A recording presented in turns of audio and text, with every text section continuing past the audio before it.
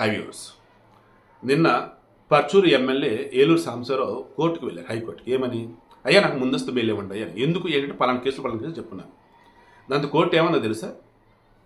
ఒక ఎమ్మెల్యేనే ఈరోజు కోర్టు ముందుకు వచ్చి అయ్యా నన్ను కాపాడండి, ఉన్న వ్యవస్థ ప్రాపర్గా లేదు, జగన్మోహన్ రెడ్డి పరిపాలనలో పోలీసులు అసలు ఏం చేస్తున్నారు ఏంటో వాళ్ళు కూడా అర్థం కానట్టుగా బిహేవ్ చేస్తున్నారు, నాకు రక్షణ కల్పించండి, ముందస్తు బెయిల్కి వచ్చాడు అంటే ఇక సామాన్యుల పరిస్థితి ఏంటి?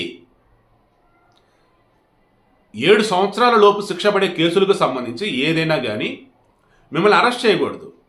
41A నోటీస్ ఇచ్చి పలానా సమయంలో మిమ్మల్ని విచారణ పిలుస్తాం, విచారణకు రండి అని చెప్పేసి అనాలి. మీరు విచారణ సహకరించకపోతే ఇంకా అప్పుడు కేసు పెట్టి కదా, అది వేరే కథ.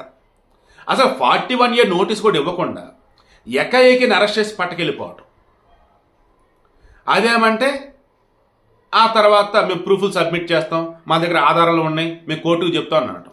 స్కిల్ డెవలప్మెంట్ కోసం చంద్రబాబు మీకు బెస్ట్ ఎగ్జాంపుల్. ఎన్ని రోజుల పాటు ఇదిగో ఆధారాలు సేకరిస్తాం, అదిగో ఆధారాలు సేకరిస్తాం చెప్పేసి ఆయన జైల్లో ఉంచింది.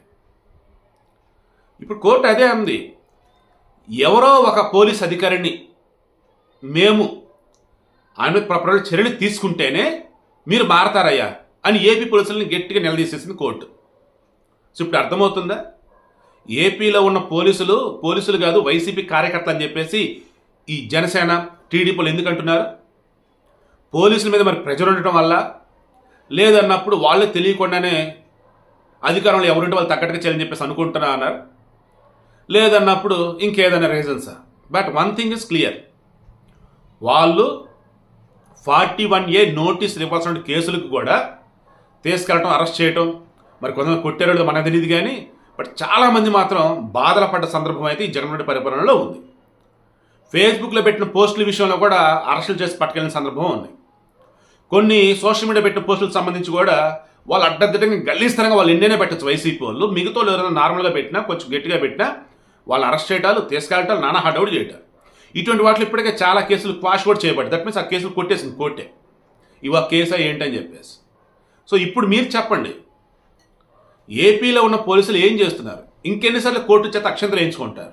ఇప్పటికైనా rule is rule for all అన్నట్టుగా ఉంటారా? లేదంటే భారత రాజ్యాంగాన్ని గౌరవించి ఆ రకం మీరు నడుచుకుంటారా? లేదంటే అధికారంలో ఎవరున్నా సరే వాళ్ళు ఏది చెప్తే అది మీరు చేయాల్సిందని చెప్పేసి మీరు ఫిక్స్ అయిపోతారా? అండ్ అలాగే ఫీల్ అయ్యి ముందుకు వెళ్తారా? ఏపీలో ఉన్న ప్రజలను సూటుగా అడుగుతూ ఉన్నా, నిజంగా ఈరోజు ఏపీలో ఉన్నటువంటి పోలీసులు అందరికీ ఈక్వల్ అన్నట్టుగానే ఉంటూ ఉన్నారు, అదే అధికార పార్టీలు ఏం చెప్తే చేస్తూ ఉన్నారు. కోర్టును నిన్న ఏపీ పోలీసులను తప్పుపడతాం కరెక్టా రాంగా కింద కామెంట్లో తెలియచేయండి.